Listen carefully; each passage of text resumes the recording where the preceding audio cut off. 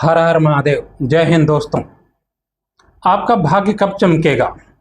आपके लग्नेश, आपके कर्मेश की स्थिति क्या है? मित्रों, मैं आचार्य अमरनाथ पांडे अपने YouTube चैनल में आपका स्वागत करता हूं। कृपया मेरे चैनल को सब्सक्राइब कीजिए, लाइक कीजिए और शेयर कीजिए। आज का विषय है कि भाग्य कब चमकेगा। भाग्य चमकाने के लिए भाग्य कैसे चमकता है, आपकी कुंडली में क्या योग बनते हैं, उसके ऊपर आज ये वीडियो है। आपका कोई भी राशि हो, कोई भी लग्न हो, हम सभी लग्नों के लिए, सभी राशियों वालों के लिए ये बात कर रहे हैं। तो भाग्य कैसे चमकता है और कब चमकता है? सबसे पहले देखा जाता है लग्नेश, जो आप स्वयं हैं।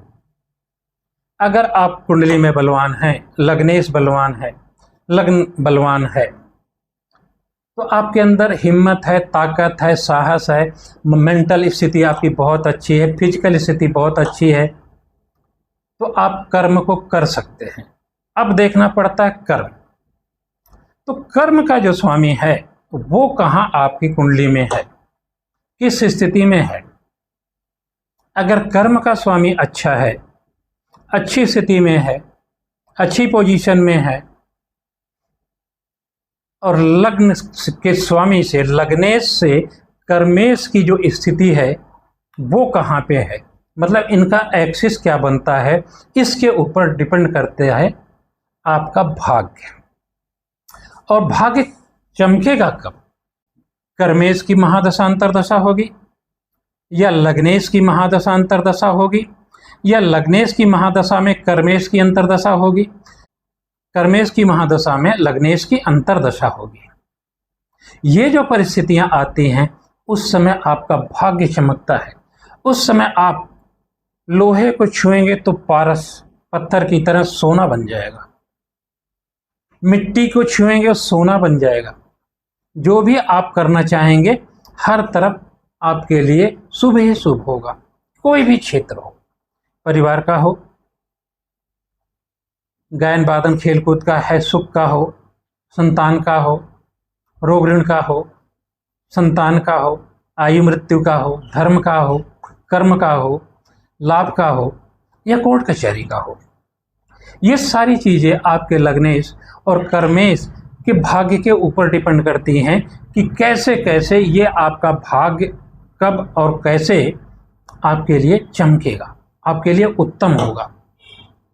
तो मित्रों, अगर लग्नेश लग्न में बैठा हुआ है, कर्मेश कर्म में बैठा हुआ है, तो ये सबसे उत्तम योग बनता है, सबसे उत्तम योग बनता है। ऐसे लोग जो हैं ये बचपन से कुछ ना कुछ कमाना शुरू कर देते हैं और ये जीवन भर इनके जीवन में हमेशा कर्म के प्रति लालायित रहते हैं, अच्छा कर्म करते हैं और इनका भाग्य चमकता रहता है। अब यहां पे बात आती है कि भाग्य, हमने लग्नेश और कर्मेश की बात की। आप कर्म करेंगे तो भाग्य खुलेगा, लेकिन यहाँ भाग्य के में बैठे हुए ग्रह या भाग्य को देखने वाले ग्रह या भाग्य का स्वामी, इनकी भी स्थिति देखनी पड़ती है। लग्नेश और कर्मेश के साथ अगर भाग्य में बैठे हुए ग्रह की या भाग्य के स्वामी की कोई संबंध बनता है तो आपका भाग्य अति उत्तम है। दूसरी स्थिति बनती है कि लग्नेश और कर्मेश दोनों की एक साथ युति हो, एक साथ कंजंक्शन हो, और ये कंजंक्शन जो होना चाहिए केंद्र और त्रिकोण में होना चाहिए, 6, 8, 12 भावों में नहीं होना चाहिए, क्योंकि 6, 8, 12 भाव जो होते हैं वो परेशानियों के भाव होते हैं। केंद्र और त्रिकोण का जो भाव होता है वो उत्तम भाव होता है। केंद्र होता है विष्णु स्थान और त्रिकोण होता है लक्ष्मी स्थान। इन स्थानों पे अगर बनेगा इनकी युति, इनका कंजंक्शन, तो भाग्य के स्वामी या उनकी या गुरु की उसके ऊपर दृष्टि पड़ जाए तो आपका भाग्य चमकेगा उसमें। तीसरी पोजीशन क्या बनती है?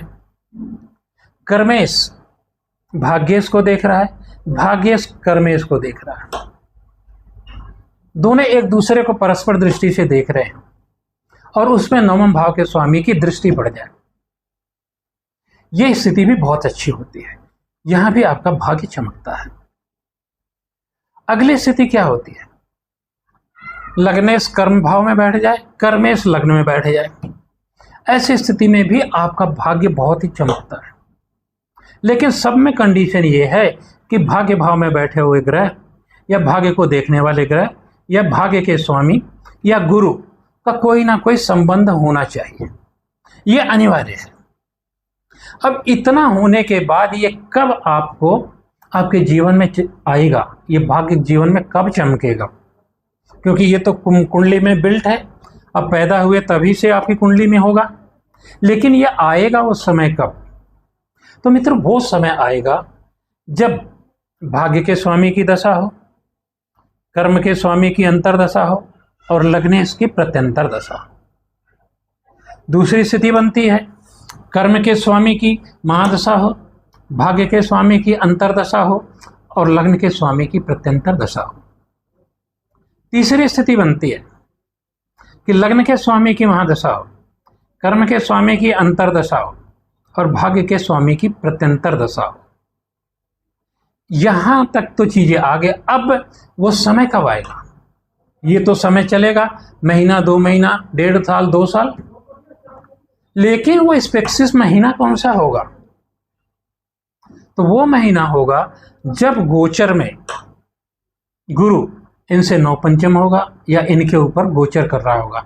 तो जैसे लग्नेश के ऊपर से, कर्मेश के ऊपर, लग्न के ऊपर से, कर्म के ऊपर से या भाग्य के ऊपर से गुरु का गोचर हो रहा होगा, उस समय उस महीने आपका भाग्य चमकेगा।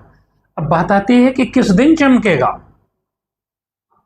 तो जब गुरु कर्म के स्वामी, भाग्य के स्वामी या लग्न के स्वामी की डिग्री पे होगा, एक ही अंश पर होगा, मतलब उस अंश से 2-3 अंश आगे पीछे होगा या उस अंश पे होगा, उस दिन आपका भाग्य चमकेगा। तो ये होता है भाग्य चमकाने के नियम। कुंडली में को इस प्रकार से देखते हैं। तो आपकी कुंडली में आपके भाग्य का स्वामी, आपके कर्म का स्वामी, आपके लग्न का स्वामी, लग्न कैसा है, कर्म कैसा है, भाग्य कैसा है, सब कुछ इसके ऊपर डिपेंड करता है। इसके ऊपर आपके जीवन के सारे अंग, चाहे वो परिवार हो, चाहे वो शिक्षा हो, चाहे आपका खेल कूद, गायन वादन, सोशल मीडिया, कर्म हो, चाहे आप राइटर हैं, चाहे सुख की बात करते हैं, व्यवसाय करते हैं, पांडित्य कर्म करते हैं, लेक्चरर प्रोफेसर हैं, व्यापार करते हैं, धार्मिक कार्य अनुष्ठान करते हैं, सब कार्यों में ये चरम सफलता, उत्तम सफलता देता है जब ये स्थिति आपकी कुंडली में बनती है। तो मित्रों, वीडियो अच्छा लगा तो मेरे चैनल को सब्सक्राइब अवश्य कीजिए, लाइक कीजिए, शेयर कीजिए। आपका बहुत बहुत धन्यवाद।